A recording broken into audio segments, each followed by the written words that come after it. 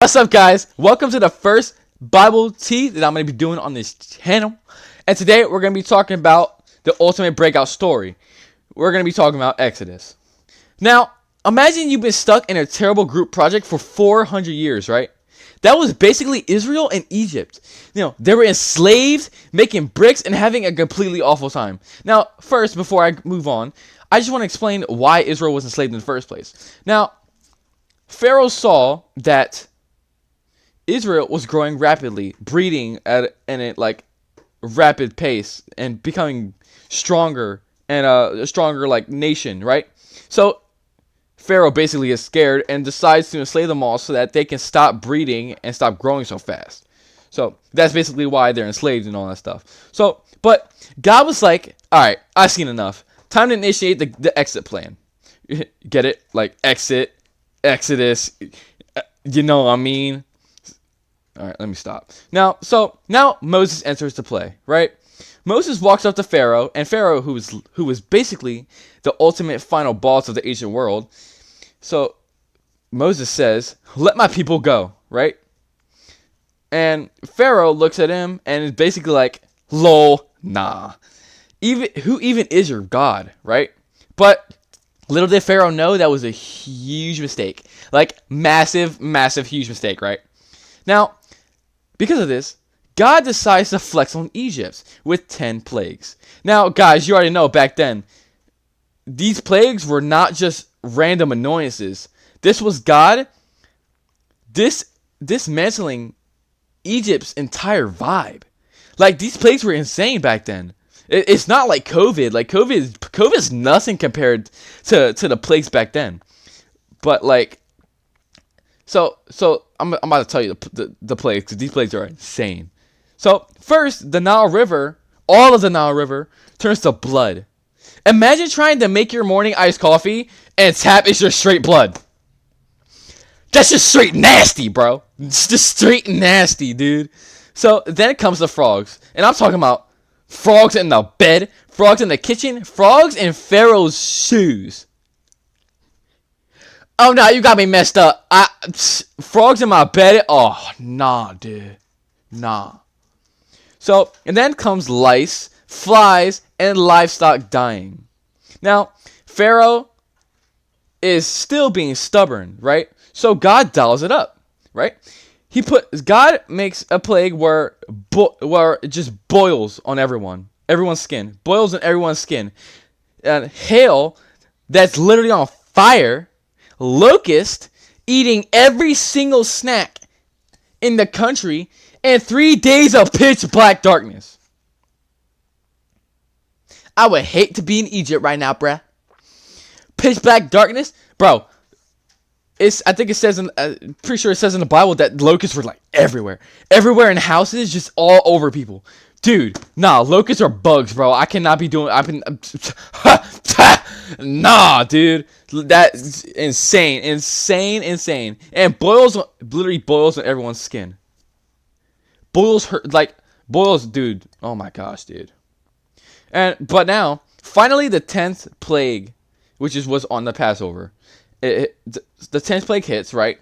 And Pharaoh breaks. He's finally like, fine, get out and take your people with you, right?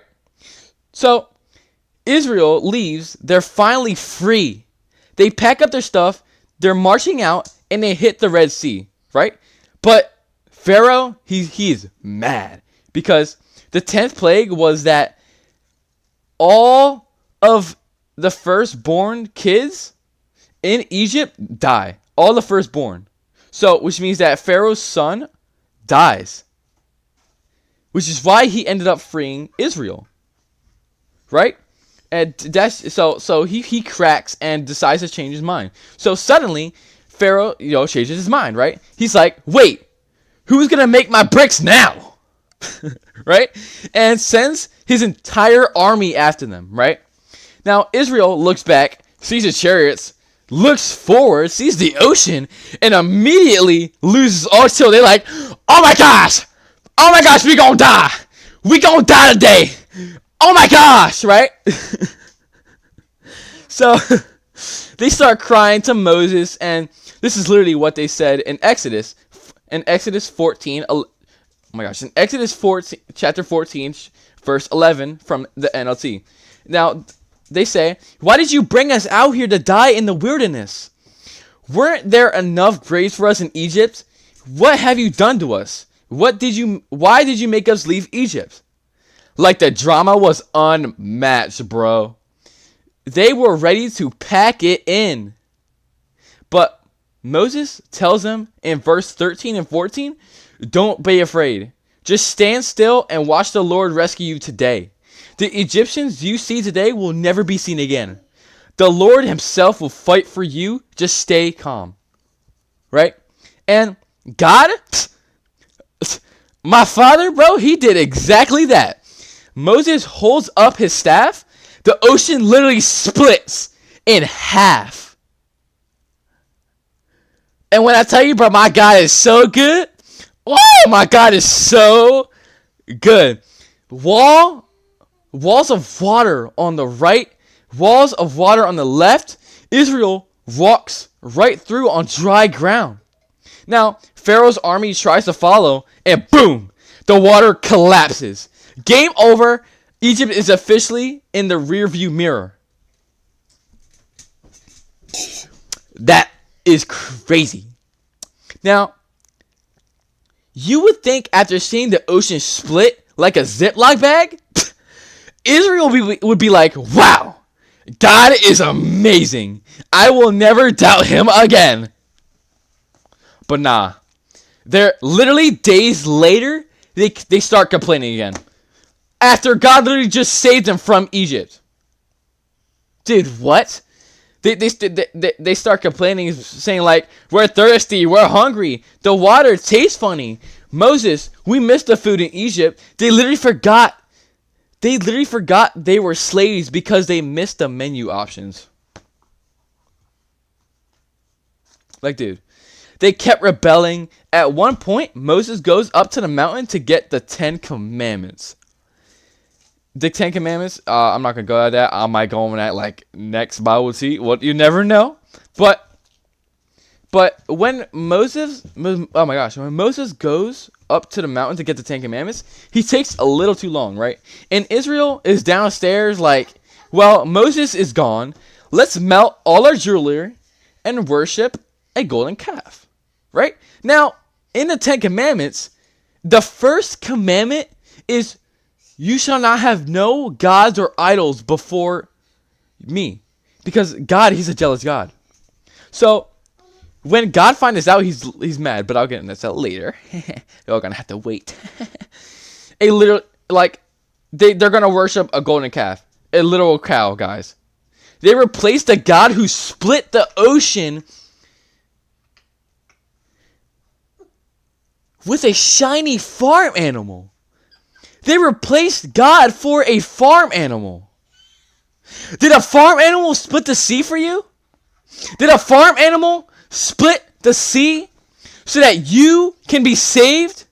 Did a farm animal save you from the clutches of Pharaoh's hand? Nah, I didn't think so. But they don't understand. They don't understand. They just keep rebelling, bro. So they spent 40 years wandering around the wilderness because they could not trust God and rest in him. Every time things got a little scary, they wanted to mutiny. They wanted to rebel again. It's insane. They had zero faith, zero chill, and they kept trying to cancel Moses on a weekly basis. Now, I don't know how to say this word, I don't know, but Nehemiah chapter 9:17 in NLT sums up their attitude perfectly. It says, "They refused to obey and did not remember the miracles you had done for them. Instead, they become stubborn and appointed a leader to take them back to their slavery in Egypt." It's insane. But here is where the real tea hits, right? Even though they kept messing up, even though they kept rebelling and acting like toddlers, God didn't give up on them. That is called grace and mercy, guys. Look at how that exact same verse finishes. It says, But you are a God you are a God of forgiveness, gracious and merciful, slow to become angry and rich in unfailing love. You did not abandon them. He gave them food from the sky every morning, water from rocks, and their shoes didn't even wear out for 40 years. Now, I wish I had shoes like that because my shoes be wearing out, bro. God protected them, loved them, and eventually he brought their kids right into the promised land, just like he said he would to their ancestors.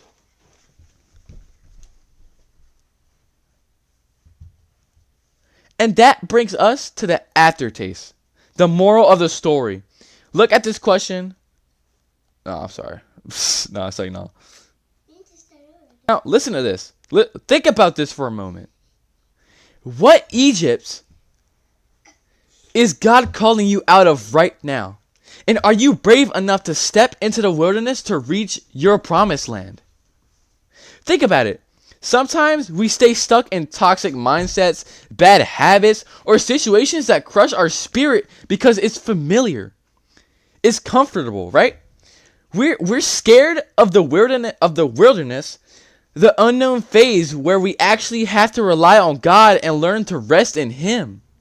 Right? Israel learned the hard way that you can't get to the promised land if you keep running back to your past. God has something so much better for you, but you gotta trust the process. Stop complaining and let Him lead. That is the tea for today, guys. Hit that subscribe button, smash the like button, and let me know in the comments, what is the one thing you need to leave behind to step into your own promised land?